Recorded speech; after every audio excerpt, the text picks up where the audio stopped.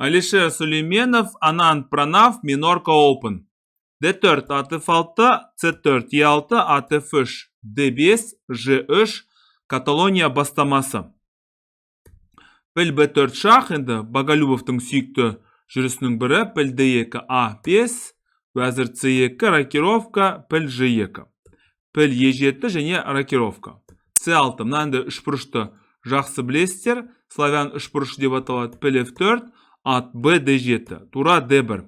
Енді ертеме кеш пе бәрбір D жолы немесе C жолы ашылады, соған дайын болуымыз керек. A4, ат негізгі орталыққа келді, вәзір A5. Ат D3. Бұл енді Капабланканың сүйікті аттарының бірі.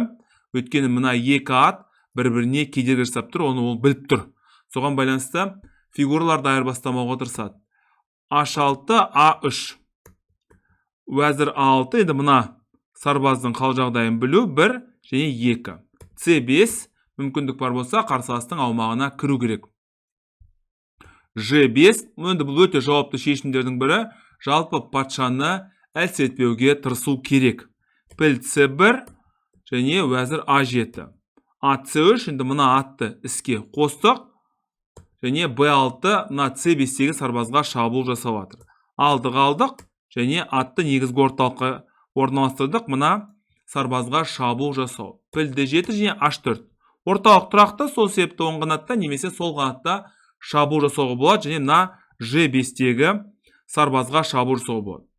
H7 алдық және E4. Сонымен тез арада мына негізгі орталықты ашудың амалы, өткені мына жүрістердің қаншалықты осал екенін көрсету.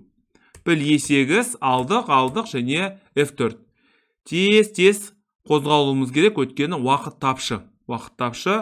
Тура C8 және вәзір E2. Болашақта мүмкін вәзір H5 деген әрекеттер жасаймыз. Ат C4 алдық және піл F4. Біріншіден мына атты қорғауымыз керек.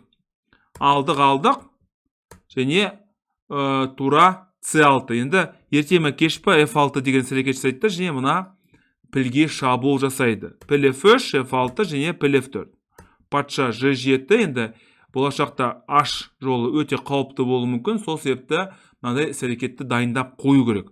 Патша G2, тура H8 және тура D2. Өйткені біз ояққа бара алмаймыз, себебі мына негізгі орталықтағы сарбазды қорғау керек. Піл F7 және тура H1. Енді H жолын пайдаланудың амалдарын қарастырамыз. Тура C6, C8 және піл H5. Бұл жүрістің ең басты мақсаты мына піл нашар болатын болса да, бірақ өте маңызды сарбаздарды қорғап тұр. Алдық және тура C G8. Вәзір G4 енді байлап тастадық. Байлап тастауға мүмкіндік бар, мына жерге шабуыл жасадық. Патша F7 шах, F8 және ат E2. Егер де қарсыласынан алатын болса, онда біз деген өзіміздің атымызбен аламыз. Вәзір F7 тура C2 мүмкіндік бар болса, ашық жолға орналастыру және мына патшаға шабуыл жасаудың амалдары. Алдық және патша G7. Тура C6 есімізге түсіреміз Филидорды, 3-ші және 6-ші қатардың қаншалықты маңызды екен. Патша G6 және тура H1. Тура C8, тура C1. Алдық және тура E6 мына сарбазды міндетті түрде қорғау керек. Патша F3 ойынның соңында патшаның белсенділігі өте маңызды. Алдық және H6. Әдіше 0-0-0. Ешкімде ешқандай басымдық жоқ.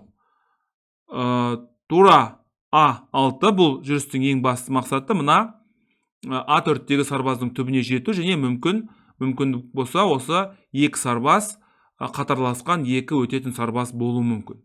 Шах, былай, тура B8 және ат D3. Капабланканың сүйікті аты және мына B2-дегі сарбазды қорғау. 0-0-0, ешкімде ешқандай басымдық жоқ. H5 алдық, G4, тура A7, 0-12 және патша G3, B4 және F5. Мен осы өрескел қате, бұлай жүруге болмайды. Өйткені қарсылас деген сізді байлап тастауы мүмкін. Дәл қазір 0-37 болатын болса, мына жүрістен кейін 2-79 болды. 2-79.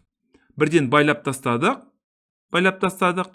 Енді мынау мүлдем қозғаламайтын жағдайға тап болды. Бұлай А4. Қатарласқан сарбаздар екеуі қол ұстасып, қазір алға қарай ұмтылады. Тура С8, Б5, С3, патша Д2 және Б6. Тез мына сарбазды алға қарай жылжыту керек. Бұл деген өтетін сарбаз екенін білесіздер. H4, Б7 және патша С2. А5, А6 және А7 осымен шын мәнінде ойын аяқталды. Бұлай патша С3. Мына ақ сарбаздарды тоқтатуға ешқандай мүмкіндік жоқ. Ақтар жеңді, қаралар жеңілді.